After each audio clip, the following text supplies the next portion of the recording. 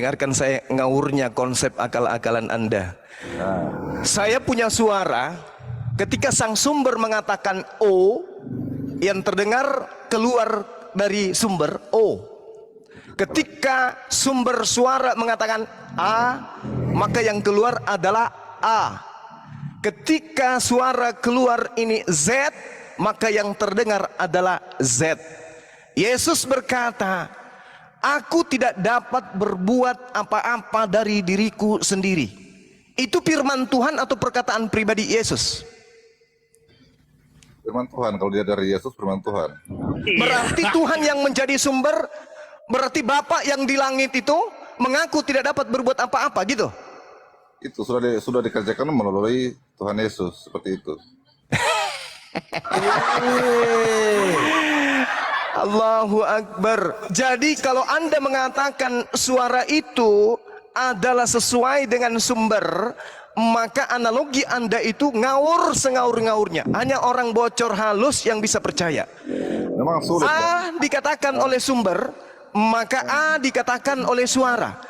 B dikatakan oleh sumber, maka B yang terdengar oleh suara. Sedangkan dengan kondisi seperti ini, A, B, B, C, A, D, D, A, B, B, D, D. Sedangkan kondisi kayak begitu, suara tadi bukan saya, tetapi adalah sesuatu yang kuciptakan dari karya sumber mulut saya mengeluarkan itu. Itu pun saya tidak bisa mengatakan aku dan suara aku adalah satu, karena dia sudah menjadi pribadi lain. Bagaimana dengan Yesus? Iya begitu, kalau Tuhan lain. Nah, yang tadi menganalogikan manusia kan saya kan sudah bilang. Inilah analogi ngawurnya orang Kristen ketika menyamakan Tuhan dengan manusia. Analogi apapun yang Anda bawa di hadapan saya akan nyunsep kubuat. Yesus berkata, aku Yesus tidak dapat berbuat apa-apa dari diriku sendiri. Apakah Yesus berkata demikian sesuai dengan perkataan sumber? Kalau sesuai dengan perkataan sumber, berarti sumber yang ada di langit pun berkata, aku tidak dapat berbuat apa-apa dari diriku sendiri. Sekarang kalau yang sang sumber berkata seperti itu, lalu yang maha berkehendak siapa? Allah Bapa di surga karena bukan berarti kosong. Allah Bapa tadi kan sudah mengatakan, aku tidak dapat berbuat apa-apa dari diriku sendiri. Iya, dia ada di dalam Yesus sendiri, dia ada juga kuasa Allah Bapa di dalam diri Yesus itu. Tidak ada kuasa-kuasaan lagi, karena Yesus adalah cerminan suara sesuai dengan sumber. Sumbernya mengatakan, aku tidak dapat berbuat apa-apa dari diriku sendiri. Lalu yang menjadi Tuhan ini sopore. Abang tidak paham apa yang sudah saya contohkan tadi kan, seperti tadi. Anda yang tidak nangkap penjelasan saya, dengarkan. Kalau sang sumber mengatakan A, maka yang muncul kedengarannya di sana A. Tidak mungkin saya teriak begini, monyet, yang masuk di kuping Anda ayam. Tidak mungkin. Betul? Betul? Betul? Iya, tapi kan itu keluar. Betul, Bang. Iya. Ini cerminan analogi yang Anda buat tadi. Ini cerminan analogi yang Anda buat. Tidak mungkin kalau Yesus itu adalah Bapa itu sendiri, Yesus mengatakan, aku tidak dapat berbuat apa-apa dari diriku sendiri, sementara sang sumber tidak berbunyi kayak begitu. Sang sumber tidak berbunyi kayak begitu. Itu adalah pandangan Yesus sendiri, membuktikan antara Bapa dan Yesus adalah dua hakikat yang berbeda. Satu hakikat ciptaan, satu hakikat pencipta. Pahami itu. Itu sendiri. Bang Juma, boleh jina cerita sedikit deh. Iya. Ngapain? Salam. Salam anak Banua.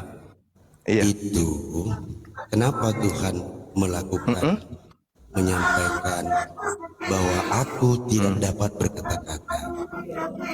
Sebenarnya Daeng bukan tidak paham, cuman ingin meluruskan pengertian orang Kristen. Tapi saya memberikan narasi sedikit saja. Anda Kristen dari sekte mana, Bang? Saya Kristen Protestan. Dari sekte apa? Protestan. Ya, lanjut. Maksudnya lanjut, Bang, lanjut. Kenapa? Ini saya aja. Cuman kalau Daeng cerita tentang bahasa Yunani, Ibrani segala macam saya nggak paham, Daeng.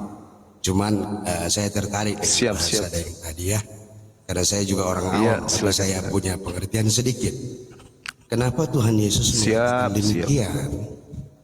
Bahwa kebiasaan Yahudi ketika ada yang mengaku-ngaku Tuhan itu menjadi polemik, dalam arti akan diperhadapkan kepada persidangan dengan menghujat Tuhan. Kenapa demikian? Maka Tuhan Yesus mengatakan, aku tidak dapat berkata-kata dengan diriku sendiri. Kalau dia yang bilang langsung, maka dianggap menghujat dan kemudian akan dilakukan aksi. Sementara Tuhan belum pada titik misi yang dia harapkan. Maka Tuhan Yesus sering membuat perumpamaan. Daeng tahu itu. Daeng tahu itu. Jadi misi itu belum selesai, makanya disampaikan seperti itu.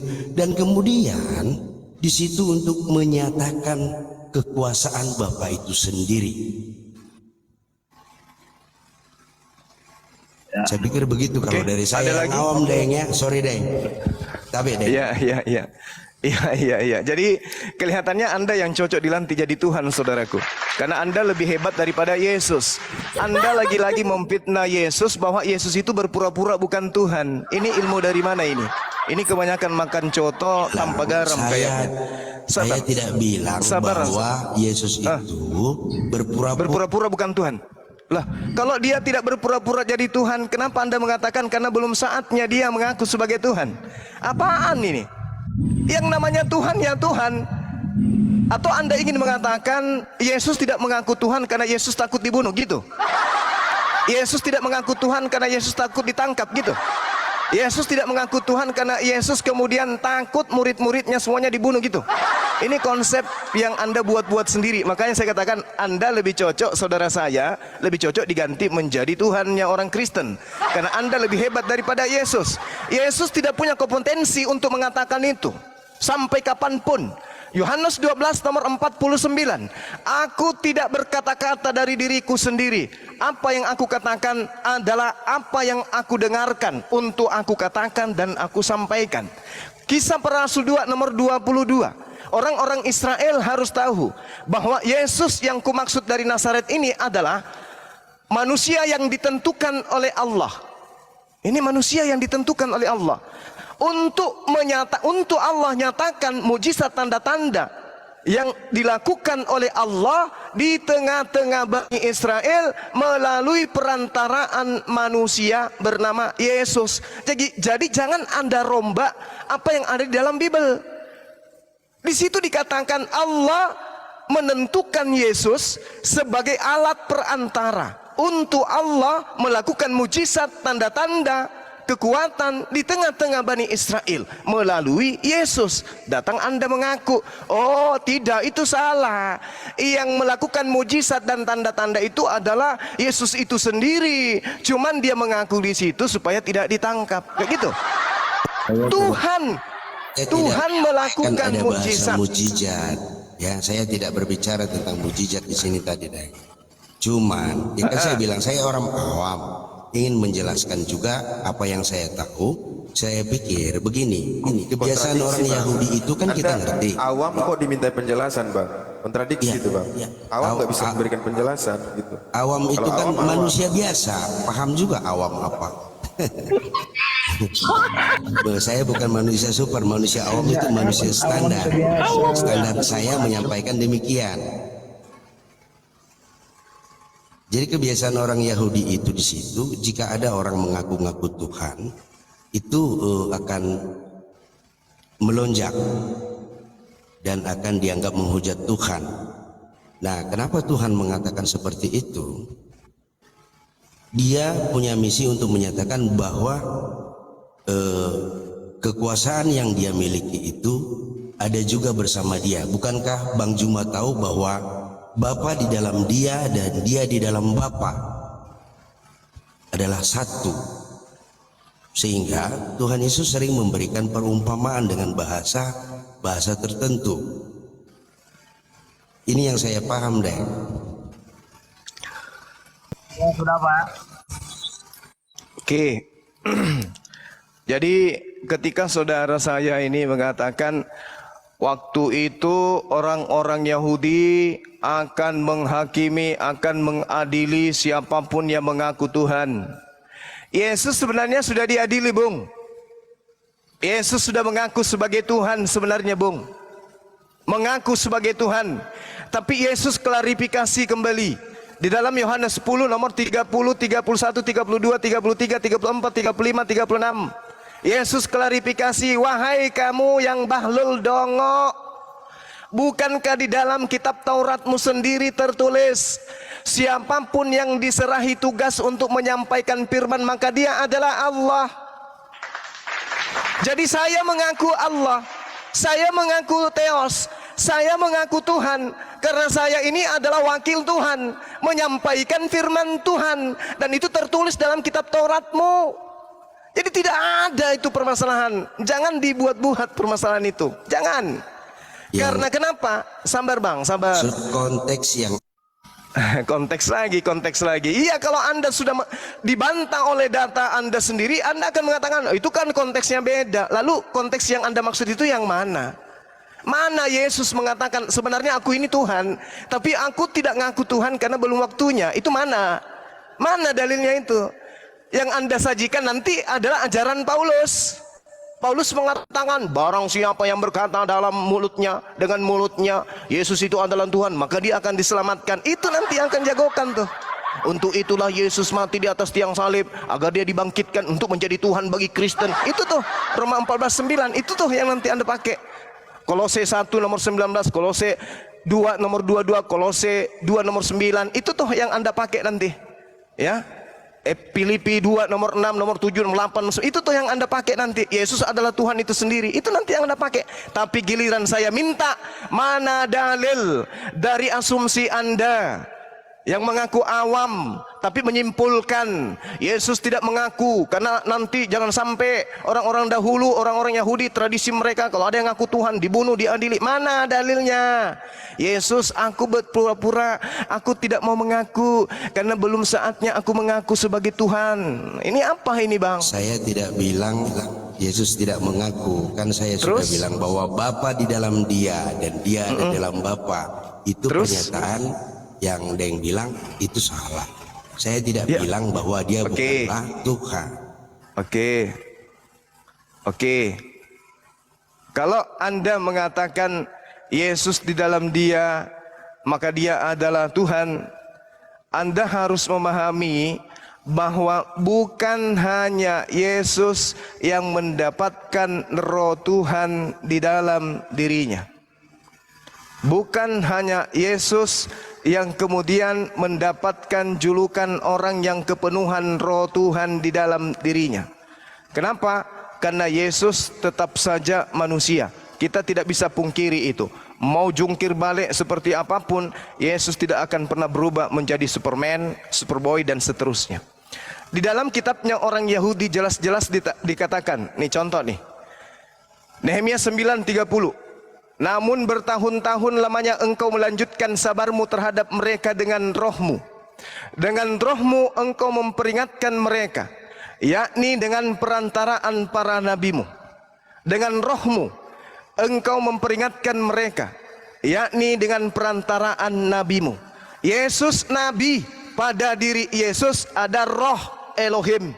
Di dalam diri Yesus ada roh Elohim, maka Yesus boleh disebut Elohim. Tetapi Elohim yang dimaksud hanya sebagai penyampai firman.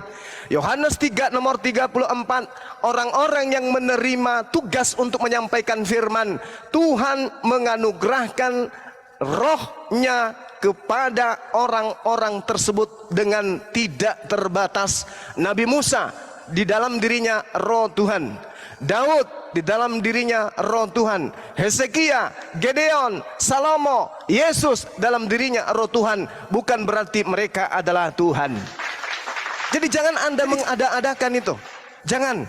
Di dalam kitabnya orang Yahudi sangat jelas dikatakan, Ulangan 11 nomor 25 nomor 29, bahwa mereka yang kemudian diberi roh Tuhan punya wewenang mutlak kemudian mewakili Tuhan.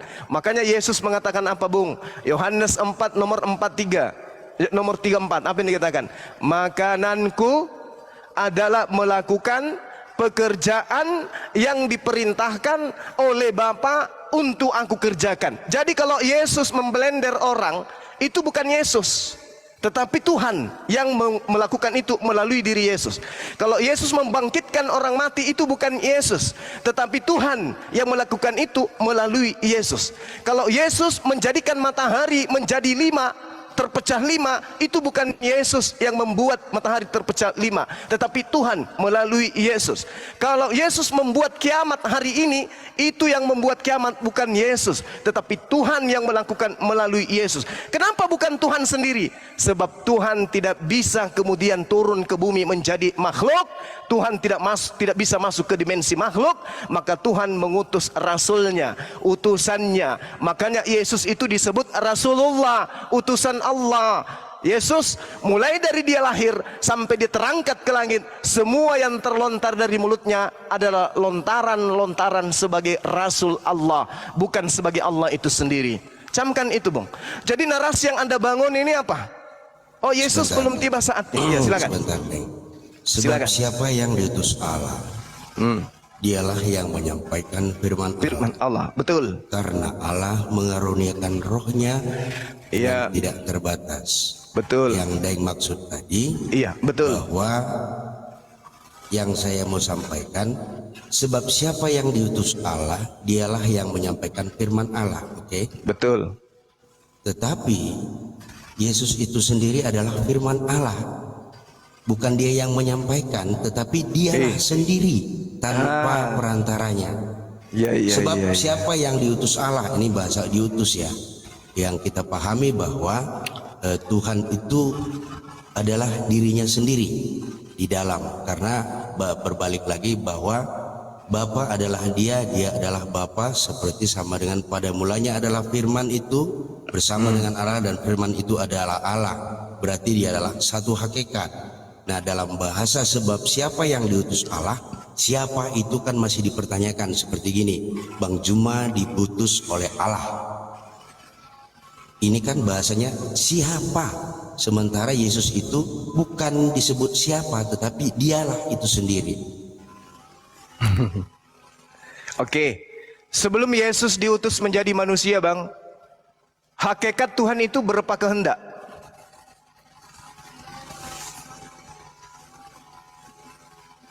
Tuhan memiliki berapa kehendak pada dirinya? Sebelum Yesus diutus, berapa kehendak dalam dirinya? Berapa kehendak pada hakikat pencipta langit dan bumi?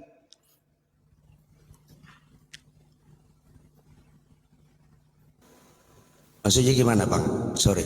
Pencipta langit dan bumi itu memiliki ada berapa kehendak? Misalnya ketika dia ingin menciptakan bumi, dia rapat dulu karena ada beberapa kehendak di situ. Nah, di mana itu? Biar kita baca letter teksnya, Bang. Pertanyaan saya, apakah Tuhan pencipta langit dan bumi ini memiliki pada dirinya beberapa kehendak yang saling bertentangan satu sama lain? Oh, tidak. Berarti cuma ada satu kehendak. Satu kehendak. Oke. Yang berkehendak menjadikan Yesus sebagai manusia siapa?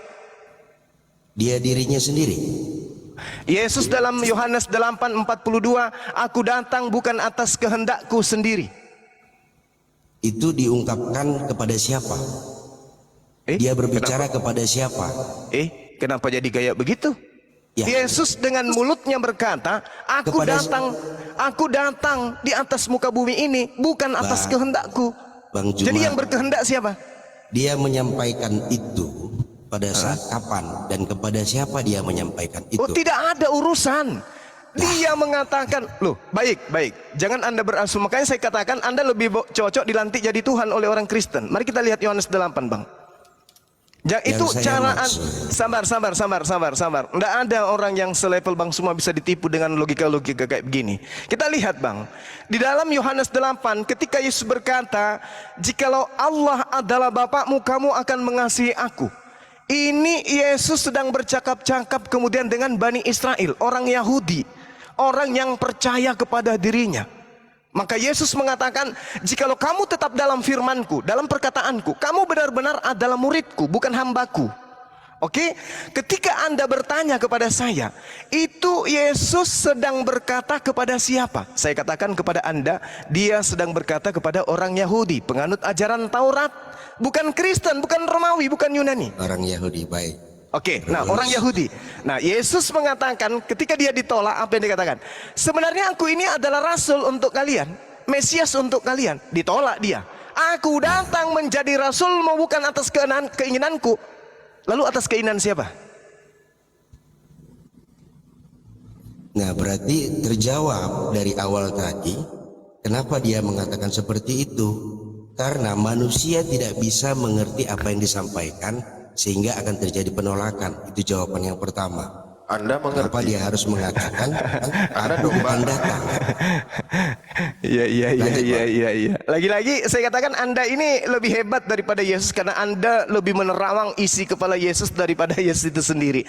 Yesus mengatakan, aku datang bukan atas kehendakku, berarti kedatanganku atas kehendak oknum lain di luar aku. Tadi saya bertanya kepada saudara, Tuhan pencipta langit dan bumi, pada dirinya ada berapa kehendak? Sepakat kita, ada satu. Ada satu kehendak yang kemudian menghendaki Maria hamil dan melahirkan anak bernama Yesus. Ada satu kehendak. Ketika anak ini kemudian beracol, dia mengatakan, aku datang menjadi daging ini bukan atas kehendakku. Berarti yang maha berkehendak bukan Yesus. Andaikan yang maha berkehendak itu adalah Yesus, maka Yesus berkata, aku datang atas kehendakku sendiri. Masih sulit Anda pahami? Tidak, saya tidak sesulit itu untuk memahami. Oke, silakan. Jadi kenapa ini kita bolak-balik aja ya, kita sistemnya Iya. Tapi kan ketika maaf Tabe, ketika saudara saya mengatakan mengapa Yesus mengatakan itu, ini kan levelnya Anda lebih di atas dari Yesus. Karena Anda tidak menggunakan dalil. Anda tidak ada dalil. Ketika Anda mengatakan kenapa Yesus melakukan itu, berarti Anda lebih tahu daripada Yesus. Kenapa? Karena Anda tidak menggunakan dalil. Kecuali ada pengakuan Yesus, kenapa Yesus melakukan itu? Karena Yesus begini-begini, sesuai dengan pengakuannya di dalam kitab ini. Tapi karena Anda tidak menggunakan dalil, berarti Anda yang lebih pantas disembah oleh orang Kristen daripada Yesus. Saya pikir tadi dalilnya abang sudah tahu, walaupun tidak disebutkan, kan saya sudah di awal tadi. Oke, baik. Walaupun apa yang kita sebutkan ini abang tahu, jadi sekarang dalilnya nggak usah minta ke saya. Oke, baik. Sekarang Anda berdalih, tolong tunjukkan dalil yang Anda gunakan sebagai dalih. Silakan. Dalil yang mana bang? Sesuai dengan apa yang Anda dalihkan. Kalau misalnya Anda berdalih, kenapa Yesus? Sorry deng. Tadi kan kita mencak ini ke pencak silat, lari sana lari sini. Jadi saya agak bingung ini karena kan pencak silat itu kan kiri kanan atas bawah guling-guling gulat-gulat gitu. Iya. Yang mana mau saya pakai kan? Oke, baik.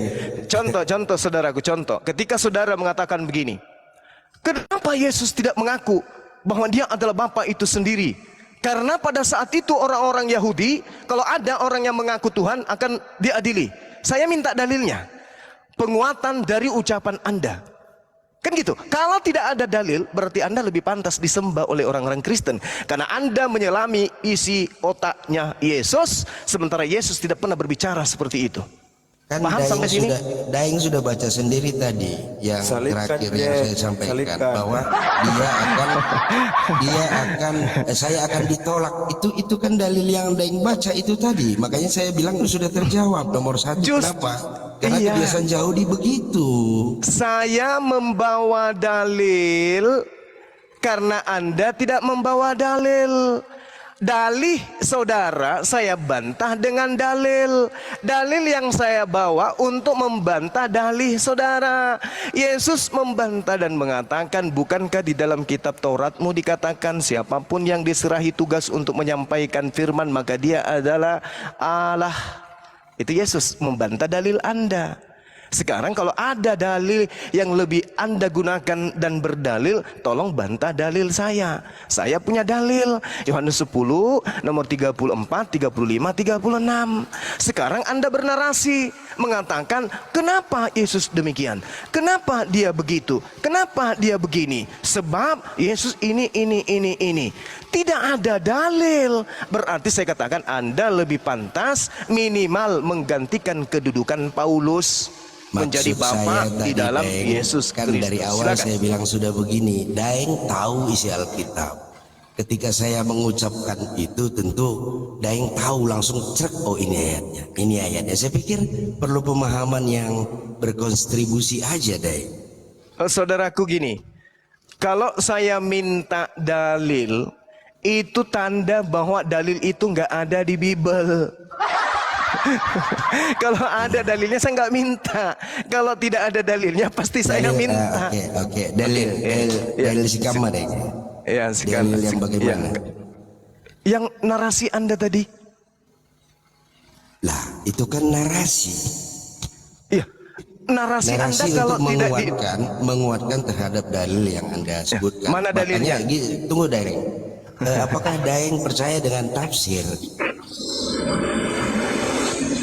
Habis sih, kita tanyakan dalil. Silakan Iya, itu. saya mau tanya, apakah percaya dengan apa yang namanya tafsir? Tafsir itu kan menafsirkan dengan ayat-ayat yang Daeng sampaikan. Dan saya menafsirkan seperti itu. Apakah salah orang menafsir? Dengan dalil yang Daeng sajikan. Bukan. Tadi kan saya bertanya kepada saudara, Tuhan itu maha berkehendak dan kehendak Tuhan itu cuma satu pada dirinya. Dialah dia adalah dia yang maha berkehendak itu. Tidak memiliki dua kehendak yang berunding kemudian ketika mau menjadi manusia, kehendak yang satu berunding. Yang mau menjadi manusia di antara kita tiga ini siapa? Nah, kehendak yang satu mengatakan, biarkan aku yang menjadi manusia aja, kalian berdua standby. Ya kan? Itu kalau tiga kehendak. Tapi Anda sudah mengakui cuma satu kehendak. Satu kehendak nih, satu kehendak, bukan tiga kehendak kan? Tidak ada kontribusi Yesus anak Maria ini atau burung merpati duduk bersanding. Siapa yang mau jadi burung-burung? Aku Roh Kudus. Siapa yang mau jadi manusia? Aku Yesus. Tak ada itu bang. Tak ada. Seketika kemudian sabar. Seketika kemudian lahirlah dia. Meong. Lahir. Ketika dia besar apa yang dia katakan? Aku datang sebagai daging. Bukan atas kehendakku sendiri. Kita berpikir Kristen salah total dengan mengatakan Yesus itu adalah Sang Tuhan, Sang Maha Berkehendak itu. Andaikan Yesus benar, Kristen benar, Yesus adalah Sang Berkehendak yang berkenosis, inkarnasi menjadi daging, maka daging ini akan berbicara, aku datang atas kehendakku sendiri. Aku sendiri yang mau jadi manusia. Mau apa lo? Lo mau apa? Ayo tombak, ayo bunuh saya kalau kalian bisa. Aku ini penciptamu. Tapi kan tak ada. Yesus mengaku, aku datang bukan atas kehendakku sendiri. Muncul saudara saya, sesama anak Makassar. Anda mengatakan tafsir. Saya minta, mana dalil yang Anda tafsirkan? Kalau ada dalilnya silakan tunjukkan. Kalau tidak ada dalilnya, berarti Anda lebih pantas menjadi rasul, menggantikan Yesus. Lakukan konsili, Anda dilantik jadi rasul baru. Mana dalil? Ada. Kalah kita. Iya mak kalau dong nasa nih kalau cuki bela, aduh gimana ceritanya? Tere jiku kemanco. Maksudnya Jadi, tadi, aku kan hanya melihat bantahan-bantahan yang ada, makanya saya bilang pencak silat sana sini. Dalam arti begini, memang mungkin apa yang Daeng sampaikan itu satu kesatuan, tetapi ada inti-inti yang harus dijelaskan. Artinya kalau Daeng mau menyampaikan, kasih narasi yang membuat kami paham dalam arti oh iya ini begini. Jadi kami untuk menyangkal itu juga bisa. Kalau lompat sana lompat sini, saya bingung Daeng. Kenapa? Oke, fokus satu titik. Oke, silakan saudaraku, silakan fokus, silakan. Silakan Bang JM, gantian dulu Daeng nanti dianggap. Iya, baik. Bang Demia, selamat siang, Kristen Muslim. Demian. Demian, aduh. Demian, oke. Nggak ada suaranya. Lanjut Bang Juma, nggak ada suaranya. Ya, teman kita sudah menyerahkan mic-nya ke teman yang lain. Saya rasa tidak perlu lagi diperpanjang. Tinggal beliau merenungkan semua kata yang saya sampaikan, mudah-mudahan bisa sampai kepada hidayah. Silakan, yang lain, teman-teman Kristen yang lain mau nanggapi, silakan. Kalau menurut saya lihat Bang cuma paham masalah Alkitab. Ya Bang. Iya, saya paham karena saya membaca dan saya belajar, Bang. Tapi yang saya tidak paham, kenapa abang tidak paham itu masalah Tritunggal? Itu yang saya bingung. Oh, enggak bisa, Bang. Sekarang begini, saudaraku JM. Nah, Oke. Sekarang begini, Bang. Ketika belum ada ciptaan, Tuhan berapa pribadi di sana? ya dia sendiri di atas. Saya ulang lagi. Ketika belum ada ciptaan, Tuhan ada berapa pribadi? Tuhan sendiri di atas sana, di surga sana. Pribadinya berapa? Ya dia sendiri, Allah Bapa. 1. Hakikatnya berapa? 1. 1. Berarti 1 kan? Ahad, Ehad. Lalu Yesus ini nebeng-nebeng dan burung merpati nebeng ini ngapain? Nah, firman lagi. Sebelum Yesus difirmankan, yang lebih dulu difirmankan siapa, Bang? Allah kalau tidak ada firman kan dia tidak bisa berbuat apa-apa. Oh, salah Anda. Salah. Seperti itu. Boleh aku Salah. ngomong cuma boleh aku ngomong. Seperti Anda. Iya, silakan. Seperti Anda. Hanya Anda sendiri tidak ada kekuatan, Anda tidak bisa berbuat apa-apa. Seperti itu. Silakan. Oke, aku ngomong ya, minta permisi. Cuma perlu melihat bahwa di dalam ayat dikatakan bahwa aku keluar dan datang dari Allah. Satu ya, Yesus keluar, artinya dia sudah jalan. Kemudian kedua, dia mengatakan dan Yohanes 11 ayat 5 dikatakan permuliakanlah apa tuh? Kemuliaan di hadiratmu sebelum dunia ada loh. Sebelum dunia ada ya. Jadi sebelum dunia ada dia Bapa dan dia mengatakan aku keluar. Artinya dia dari dalam, cuma jelas ya. Dia mengatakan itu, jadi sudah bahwa dia sebelum dunia ada. Lagi ya, sebelum dunia ada. Jadi ini tidak main-main lah, cuma kamu baikkan jiwamu. Baik. Kamu tidak tahu ya kamu lawan ya. Dia baik. Sebelum dunia ini ada itu dia. Bapak, bentar itu ya. Yang kedua, dia keluar dari Bapa dan menjadi manusia. Dia bukan keluar dari Allah SWT loh. Jadi nggak ada ya. Jadi buat Allah SWT itu. Jadi kamu harus tahu bahwa Bapa ya. Jadi Yesus itu keluar dari Bapa dan sebelum dunia dijadikan, sebelum ada semua dia ada dalam Bapa. Maka dia keluar. Kalau dia keluar itu artinya dia dari dalam, dia tahu enggak? Di dalam Bapa dia tahu semua. Jadi kamu main-main dengan hidupmu, main-main dengan jiwamu, kamu memainkan dengan kata-kata membaikkan ini loh, bukan. Aku cuma kasihan kalau membaikkan jiwamu. Aku kasihan kamu yang kamu lawan enggak tahu. Kamu tuh memutar balikkan di firman. Baik. Ini baik banget kamu, jiwamu baik ya. Jadi bertobat. Ada lagi? Jangan status Anda jangan sedang menggurui saya, Pak ya. Karena saya lebih paham Bible dari Anda.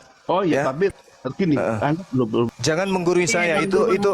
Itu sombong namanya, Pak. Itu seperti Anda ini ikan teri yang bawa pisau pakai helm nantang saya adu jotos. Jangan. Jadi tertawaan nanti. Jangan. Kalau Anda mengatakan Yesus keluar dari Bapa sampai dia Anda tuhankan, silakan aja, nggak apa-apa, itu hak Anda. Tapi nih tak ajarin Matius 4 nomor 4.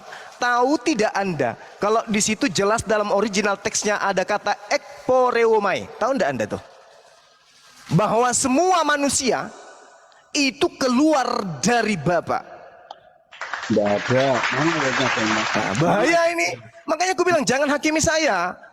Orang yang paling ditakuti di Indonesia oleh pendeta untuk berdialog itu namanya Bang Suma. Anda muncul-muncul identitasnya apa, titel Anda apa, Anda mau menggurui saya. Jangan Bang, itu sama halnya ikan teri pakai helm bawa pisau adu jotos dengan Bang Suma. Kupijak Anda. Matius 4 nomor 4 kata ekporeuomai itu adalah semua manusia keluar dari Bapa. Hati-hati ngomong. Ada loh. Jadi kalau yang keluar dari Bapa itu adalah Tuhan itu sendiri, berarti saya Anda Tuhan kan nanti, karena saya juga keluar dari Bapa. Ini dalil. Boleh jawab? Ada tertulis. Sabar, saya bacakan. Ada tertulis. Yang Anda asumsikan tadi kan tidak ada tertulis. Ini ada yang tertulis nih. Tak ajarin sekalian. Ada tertulis, manusia hidup bukan dari roti saja, tetapi dari setiap firman yang ekporeomai, yang keluar dari mulut Bapa. Jangan Pak, jangan. Jangan berlaku kayak ikan teri pakai helm, palanya aja yang gede, nggak ada isinya. Lanjut, bantah dalil saya. Oke ya, gini. Kamu baca dari 17 ayat 5 itu mengatakan bahwa aku ada di Bapa itu sebelum dunia ada. Jadi yang kamu kutip tadi tidak masuk. Ini dia mengatakan sebelum dunia ada sudah ada dia. Loh. Oke, gantian kita, gantian. Oke, Gantian. Saya bantah ya. Oke. Lagi-lagi saya katakan Anda itu turun. Ya, jadi plankton yang pakai mukena. Ini dalil pengkhotbah 3 nomor 15 mau dikemanakan. Yang sekarang ada dulu sudah ada, yang akan ada sudah lama ada, dan Allah mencari yang sudah lalu. Efesus 1 nomor 4 nomor 5, sebab di dalam Dia Allah telah memilih kita sebelum dunia ada. Oh pore. Boleh aku jawab? Apalagi? Jawab aja, ini dalil. Jadi bukan cuma Yesus yang ada sebelum ada. Kita semua ini ada sebelum dunia ada. Allahu Akbar. Ingat Pak, tadi Anda plankton, jangan sampai turun lagi. Ikan teri plankton nanti turun lagi nanti. Ya, lanjut. Jawab ya. Jadi pertama aku tandaskan bahwa Tuhan di Alkitab itu bukan Al-WHWT, karena Tuhan di Alkitab itu bentar. Iya. Itu bertata Silakan. dalam kerajaan surga, dan dia menciptakan neraka untuk menghukum iblis dan setan. Sementara Al-WHWT kakinya masuk neraka. Dan tafsir menyasar QS 50 ayat 30. Saya baca. Jadi itu beda kelas semua. Tuhan di Alkitab itu bertata di dalam kerajaan surga. Sementara Al-WHWT malah justru kakinya masuk neraka. Tafsir Anda loh, bukan tafsir bukan tafsir itu. Oke. Baik. Nah, tadi Anda plankton, sekarang Anda kuanggap tungau yang sedang pakai lipstik, gitu ya. Anda mencoba menarasikan hadits atau apapun itu, kaki Allah ada di neraka. Bung, neraka itu apa bagi Allah? Laksana sabar ya. Kalau kucing masuk di dalam kolam, kucingnya mati. Bang Suma masuk di kolam, tak apa-apa. Kristen masuk neraka hangus. Pencipta langit dan bumi memijakkan kekuasaannya di neraka, apa masalahnya? Loh, bertanya tuh. Hah? Apa masalahnya? Lawang Yesus masuk ke dalam alam maut. Aku jawab ya. Bang, Yesus masuk ke alam kubur, alam maut. Jadi dia kena maut itu apa? Kedudukannya berubah gitu. Bang. Neraka itu adalah ciptaan Allah. Surga itu dibawa ciptaan Allah, neraka ciptaan Allah. Kalau Allah kemudian memijakkan kekuasaannya ke neraka, apa masalahnya rupanya? Anda berpikir Allah itu makhluk, masuk neraka kepanasan. Panas. Itu makhluk Pak, itu Kristen. Ini Allah memijakkan kakinya di atas makhluknya, apa masalahnya, Tante? Boleh jawab? Boleh ya. Jadi Tuhan silakan. Tuhan kitab itu menciptakan Tuhan dari Alkitab itu menciptakan neraka untuk menghukum iblis dan setan. Kamu baca di Petrus. Untuk iblis dan manusia kafir. Nah, ada nggak untuk di neraka diciptakan untuk menyiksa Allah itu sendiri? Ada nggak? Sebentar ya. Aku jawab ya. Tenang cuma. Di dalam 2 Petrus 4 itu iblis di hati-hati ke neraka. Hati-hati. Itu masuk dalam gua. Hati-hati. Nah, pertama ya. Hati-hati. Yang kedua, hati-hati. Itu jelas ya. Jadi tafsir Al-Muyassar US 50 ayat 30 itu sangat mudah jelas. Jadi Tuhan di Alkitab menciptakan neraka untuk menghukum iblis. Dia menciptakan. Lah kenapa Allah yang masuk kaki yang masuk neraka? Itu pertanyaan cuma. Jadi sebetulnya untuk Allahu Akbar. ya cuma Masya Allah. Masya Allah, pemerintah dalam hal ini pemimpin tertinggi presiden membuat penjara. Setelah presiden membuat penjara, diresmikanlah penjara itu dengan presiden masuk keliling ke sel-sel penjara. Kemudian, lalu kemudian datang Anda, presiden masuk penjara. cuma kejap Pak, ya. saya kata, dengarkan Bang. Anda tidak punya kapasitas untuk menggurui saya. Paham? Di dalam kitabnya saudara kami Yahudi yang Anda gunakan sebagai penyusup, ya, bukan orang Yahudi tapi gunakan kitabnya Yahudi. Yesaya 57:15, Yesaya 5 nomor 16, pencipta langit dan bumi disebut Subhanahu wa ta'ala. Sedangkan Tuhan Anda sabar Bang, sabar. Sedangkan Tuhan yang Anda sembah disebut manusia terkutuk yang mati dengan cara terkutuk di atas tiang salib. Sama enggak Tuhan kita? Beda. Sama enggak Tuhan saya dengan Tuhannya para nabi? Sama. Dalilnya mana? Yesaya 57 nomor 15, Yesaya 5 nomor 16. Tetapi Allah, Tuhan semesta alam, Rabbus samawati wal ard, ternyata Allah yang maha suci. Apa maha suci dalam bahasa Arab? Subhanallah. Subhanallah. Maha suci. Di mana Yesus disebut maha suci? Sedangkan Tuhannya Bani Israel disebut maha suci. Mana. Saya minta dalilnya Yesus Tuhan Anda disebut maha suci, itu tertulis di mana? Silakan. Aku jawab. Oke. Aku jawab satu ya. Jadi yang satu tadi, yang pertama adalah bahwa Tuhan di Alkitab itu bertata di surga. Beda jauh dengan Allah yang kakinya masuk neraka. Satu. Yang kedua adalah Tuhan di Alkitab itu menghendaki agar umatnya itu hidup suci, tidak berbuat dosa. Tapi dalam tafsir Allah itu menginginkan agar manusia penyembahnya berbuat dosa. Itu. Aku mau bisa. Dalilnya Yesus maha suci itu di mana, Bang? Bentar. Loh, dia memang manusia suci, kan apa? Karena apa? Manusia lagi. Manusia suci, ya Allah. Yang saya tanya, mana dalilnya Tuhan Anda yang terkutuk itu maha suci?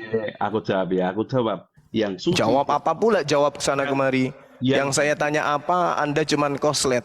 Yang suci itu ke surga, yang tidak suci itu masuk neraka. Cuma Yesus naik ke surga, dia di dalilnya Yesus naik ke surga mana? Tunjukkan.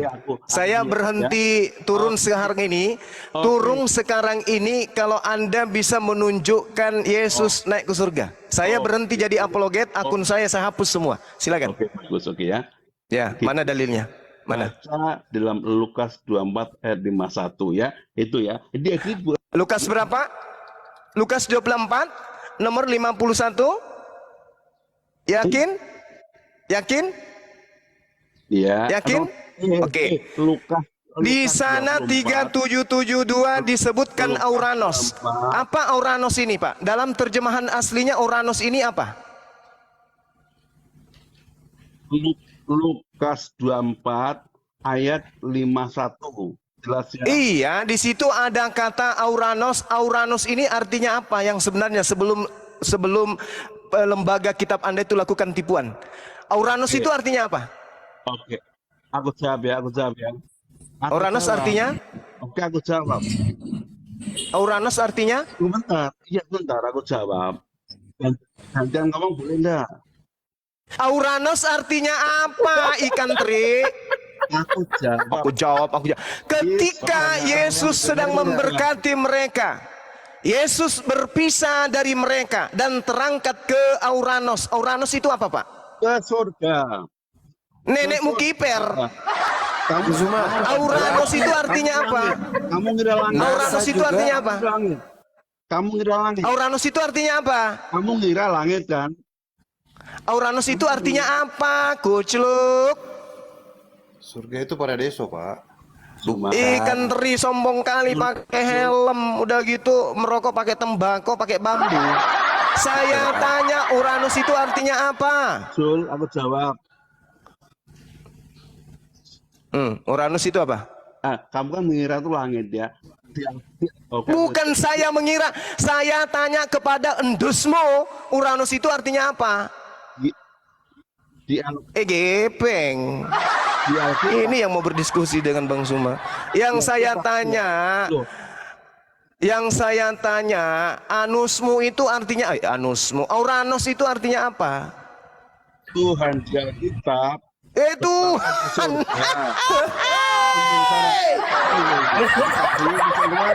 Loh, kok jadi Tuhan Uranus itu, Pak? Pak bikin malu Kristen aja, Pak. Ada sebelum Uranus itu artinya apa, Pak? Pak Pan santai, Pak Pan santai, didengar pertanyaan. Iya, Uranus itu apa? Sebelum dunia ada. Gepeng. Salomo mengaku di Amsal 8 nomor 22, 23, 24 dan seterusnya, sebelum langit dicipta Salomo sudah ada di sana. Yesus sebelum ibunya melahirkan Yesus tak ada. Jangan ingat. Boleh kejawab? Pertanyaan saya, Uranus itu artinya apa? Bimbel terus. Uranus itu artinya apa? Ya. Boleh ku jawab? Coba Uranus itu artinya apa? Dia nggak ngerti bahasanya Bang Zuma katanya. Ya, coba silakan. Pak Fan, pertanyaannya begini Pak Fan. Coba simak. Kakinya masuk neraka. Lah, sekarang kamu tanya apa Uranus? Kamu mengira itu langit ya, padahal itu adalah surga. Dalam Alkitab. Kalau begitu oke. Begini Bang Zuma, izin. Waktu NASA meluncurkan roket, disaksikan oleh puluhan juta mata, roketnya ke surga ya? Itu ke angkasa. Ya. Ke surga. Roketnya ke surga, Bang. Tahu.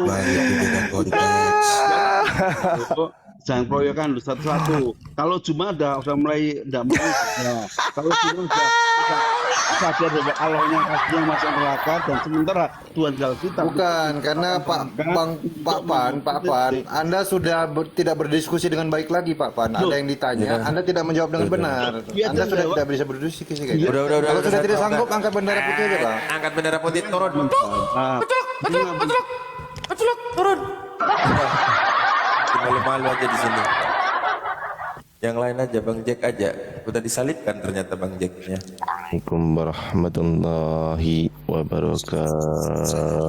Waalaikumsalam warahmatullahi wabarakatuh. Gurunda Zuma, saya kangen dengar suaranya, masya Allah. Kumaha naon? Mana dek? Iya, alhamdulillah. Iki kabare apik Gurunda. Das pundi kabare? Alhamdulillah. Baik-baik. Api-api.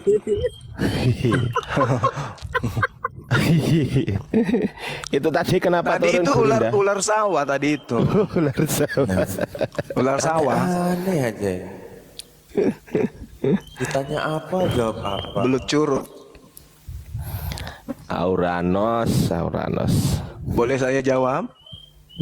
Jangan. Boleh saya jawab?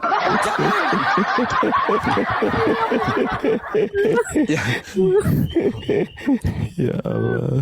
Istri saya sampai ketawa, Gurunda barusan. Ya. Ketawa kali. Itu Bang Zuma. Sudah dikatakan Bang Zuma tadi dalam Al-Qur'an. Summun bukmun umyun fahum la yarji'un. Buta sudah, tuli sudah. Masya Allah. Itu kayak ini ya Bang Zuma, dalam Al-Qur'an kelanjutannya. Mereka itu seperti mendengar petir, lalu tutup kuping mereka dengan kapas. Terpampang nyata. Iya. La haula wala quwwata illa billah. Tapi yang lucu tadi itu, Bang. Yang rudal tadi itu loh. Iya. Rudal. Loh, Aku roket. lagi ya, aku tuh Roket. Yesus naik 500 orang yang lihat. NASA naik luncurkan lagi. roket, puluhan juta mata melihat jadi saksi. Oke, cuma belum jawab. Naik lagi. Kenapa kakinya lo masuk neraka? Kan Tuhan Naik lagi. Naik lagi, aku turunkan lagi ya. Akbar, Masya Allah. Udah, aku turunkan Masya lagi. Allah. Jadi neraka itu makhluknya Allah. Kaki dimaksud di situ adalah kuasanya Allah. Bukan kaki seperti kaki bapak yang kena raja singa itu, bukan. Yang kena asam urat itu bukan. Kaki bagi Allah itu adalah kekuasaan. Kemahakuasaan bagi Allah. Kaki itu pijakan kemahakuasaan. Kenapa dikatakan seperti itu? Karena Allah sedang menjelaskan kepada makhluk. Allah sedang menjelaskan kepada makhluk tentang apa yang Allah lakukan kemudian. Neraka itu adalah makhluknya Allah, ciptaannya. Oke? Kalau kakinya Yesus yang masuk di kuburan baru kaget. Tuhan kok kakinya masuk di kuburan? Ya memang karena Tuhan Anda adalah makhluk. Kalau Allah kemudian kekuasaannya berpijak di neraka, ya karena dia adalah yang menciptakan, dia maha kuasa. Apa masalahnya rupanya? Oh, Tuhannya umat Islam kakinya masuk ke neraka. Kias itu Neraka adalah itu tempat ciptaannya. terendah. Kan gitu Bang Juma kan. Neraka tempat terendah. Dipijak lagi sama Allah. Dipijak sama dia. Dipijak sama Allah. Ini aneh teman-teman gitu. Tuhannya mati dibunuh sama orang kok nggak enggak. Bunda, itu tadi pikirannya Orang itu Kristen masuk ke neraka. Dalilnya, kita bacakan dalilnya. Murid-murid masuk neraka, ada dalilnya juga. Matius 23 nomor 15. Celakalah engkau wahai ahli Taurat, orang Farisi, menjelajahi daratan, menyeberangi lautan, mentobatkan orang masuk ke agamamu. Setelah mereka bertaubat, jadi pengikut orang Farisi, ahli Taurat ini bertobat, kau jadikan mereka orang neraka. Berarti mereka adalah orang neraka. Sekarang permasalahannya, agama mana yang dibentuk oleh orang Yahudi, orang Farisi, ahli Taurat di luar daripada agama Yahudi? Boleh Ada yang bisa jawab? Boleh saya jawab? Silakan. Nggak boleh. Silakan. Nggak boleh.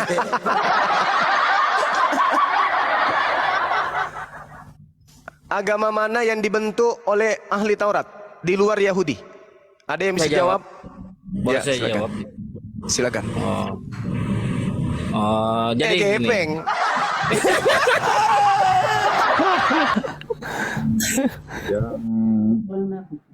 Bagaimana Bang?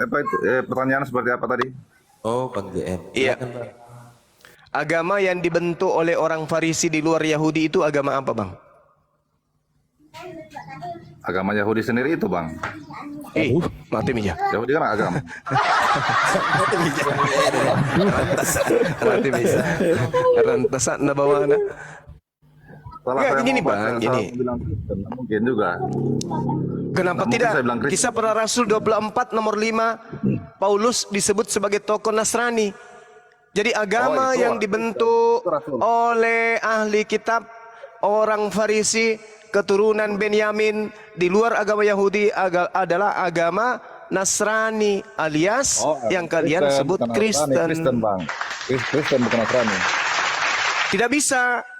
Kenapa Kristen, demikian? bukan Karena 1 Korintus 11 nomor 1, jadilah teladanku sebab aku ini juga adalah Kristus. Berarti Kristen itu artinya adalah pengikut Kristus. Kristus yang dimaksud itu adalah Paulus. Iya, karena dia kan Rasul. Dia kan Rasul yang diangkat oleh Tuhan Yesus. Paulus ini mengaku Kristus, Bang. Baca 1 Korintus 11 nomor 1.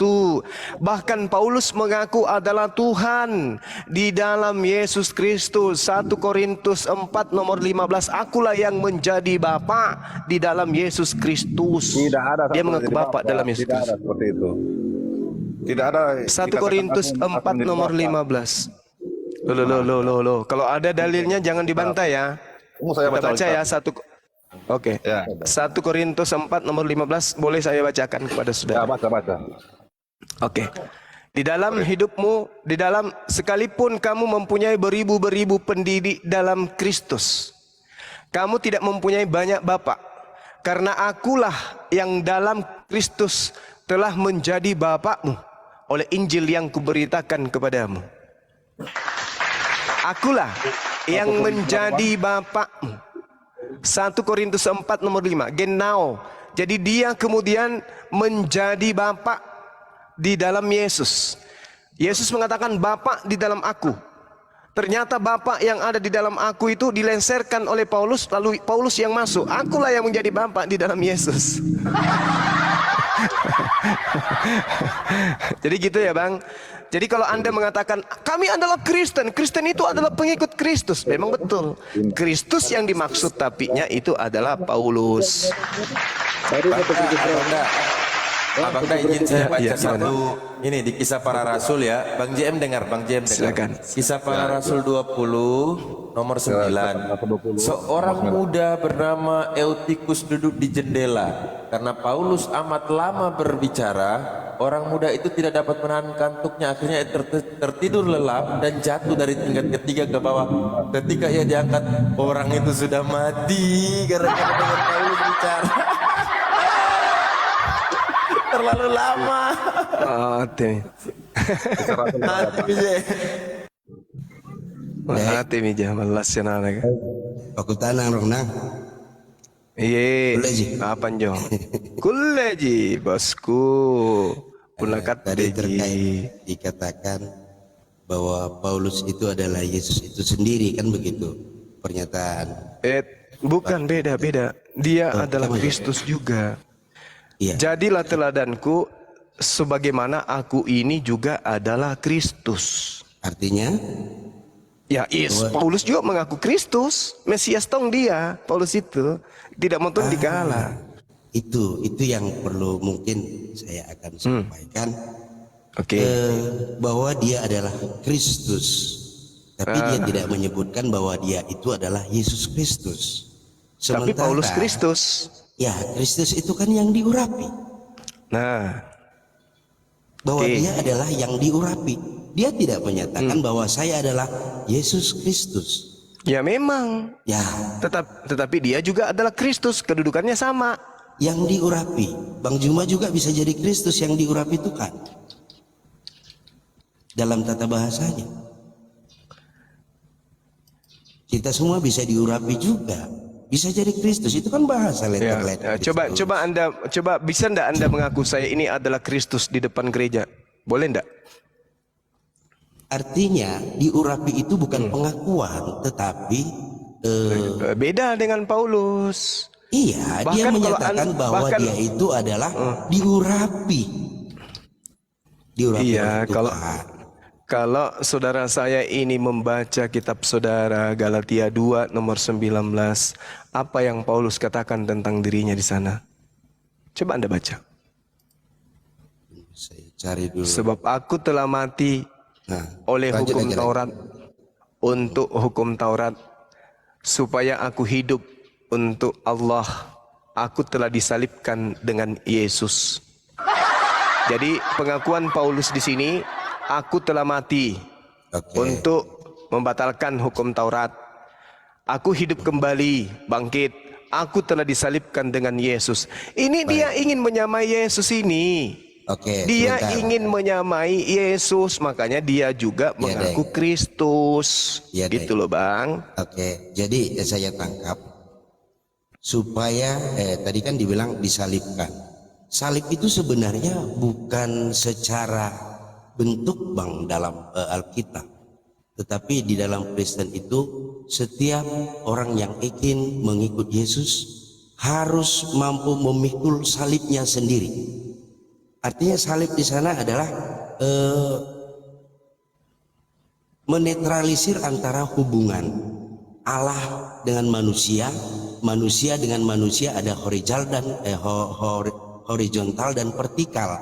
Arti salib itu adalah menyempurnakan kembali hubungan manusia yang pada zaman Adam dan Hawa itu sudah ternodai.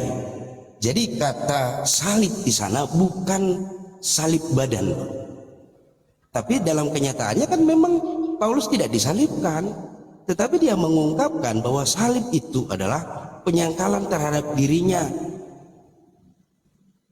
dan menerima Yesus itu sebagai Injil yang ada. Yang saya pahami begitu, Bang Daengku. Iya, itu Paulus kan mengatakan dirinya tersalib bersama Yesus, mengaku sebagai Bapa di dalam Yesus. Ya kan? Sementara Yesus sendiri mengatakan jangan kau menyebut Bapa di bumi ini. Siapapun itu. Matius 23 nomor 9. Coba, ini perintah Yesus. Jangan kau menyebut siapapun di atas muka bumi ini sebagai Bapa. Kata siapa? Yesus. Tertulis di mana? Matius 23 nomor 9. Jangan kau sebut siapapun di atas muka bumi ini sebagai Father. Tapi kemudian Paulus justru membantah itu. Akulah yang menjadi bapakmu. Coba, sedangkan Yesus berpesan kepada muridnya yang asli bahwa ada iblis, sehingga di dalam Yohanes 8:44 kepada orang yang ingkar kepada Yesus, Yesus mengatakan, Yesus menuding, iblislah yang menjadi bapakmu. Berarti ada sekelompok manusia